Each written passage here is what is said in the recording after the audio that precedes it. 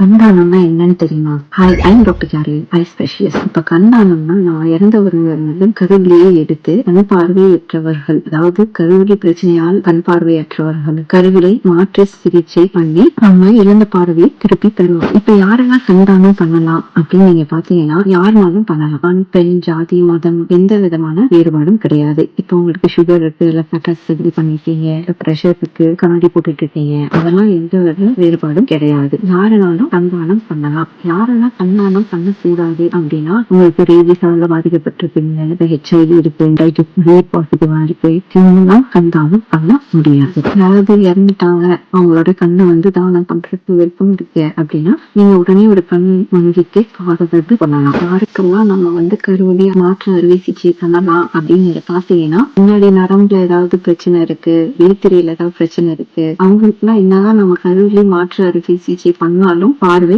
வராது. கருவிழி பிரச்சனையால அவங்களுக்கு பார்வை இல்லை அப்படின்னா, அவங்களுக்கு அந்த கருவிழி மாற்று சிகிச்சை பண்ணி நம்ம பார்வையை திருப்பி கொடுக்க முடியும். அதனால வாங்க நம்ம கண்தானம் பண்ணுவோம், இருளை அகற்றி ஒளி பரப்புவோம்.